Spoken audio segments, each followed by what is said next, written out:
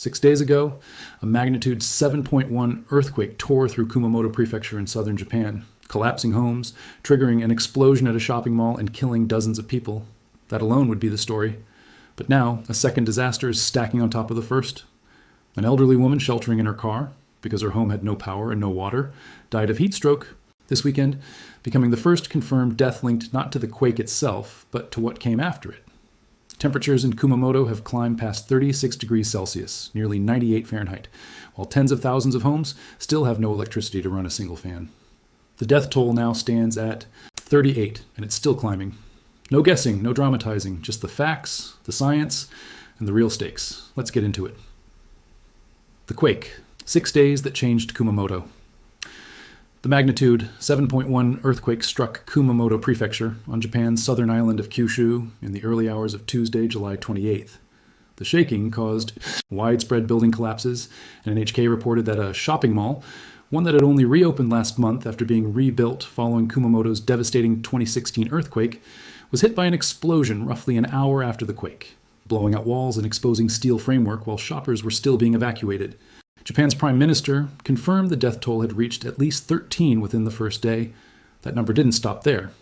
By Thursday, it had risen to 25, with 9 additional deaths still under investigation. By the weekend, officials had confirmed 36, then 38. More than 100 people have been injured, dozens of them seriously. Over 36,000 homes lost electricity.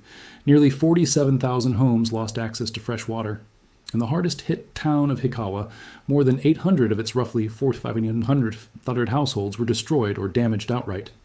The heat, a second disaster arrives.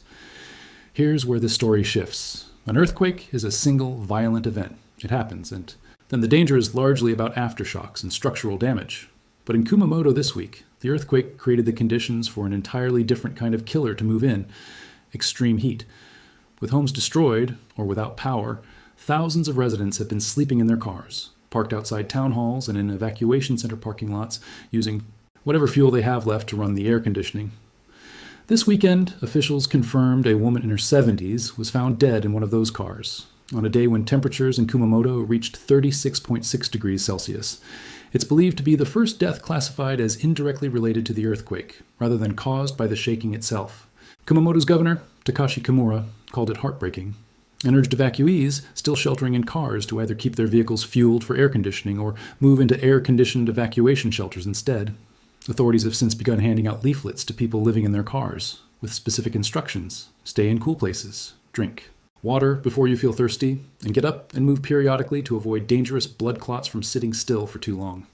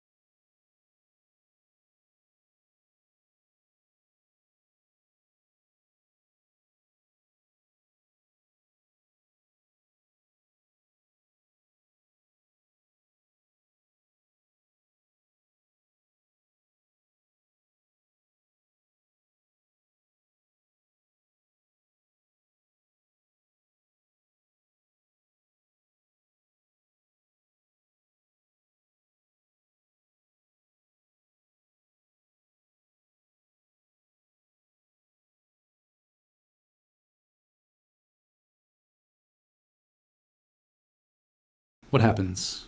Next, rescue teams are continuing search operations for people still unaccounted for, though officials say the exact number missing remains unclear.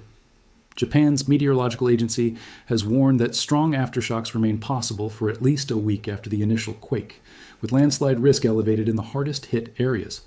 Kumamoto authorities are now working urgently on what they've described as a secondary evacuation, moving people out of cars and directly into air-conditioned shelters before the next heat spike arrives. Japan's prime minister was expected to visit Kumamoto in person to assess needs and outline government support. Final thought. Most disaster coverage treats an earthquake as a single event with a single finite death. Toll.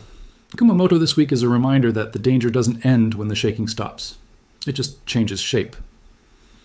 For a 70-year-old woman who survived a magnitude 7.1 earthquake, the thing that ultimately killed her wasn't the quake at all. It was a car with no gas on a day that hit 36 degrees 6 days later. As Japan's summers keep getting hotter, the real death toll of an earthquake may increasingly be written not in the moment the ground shakes, but in the days and weeks after, when survivors are left with nowhere cool to go. Subscribe so you don't miss the next update on this story. Leave that comment below. Have you ever had to shelter somewhere without power during extreme weather? 5,000 likes on this one. Let's go. See you in the next one.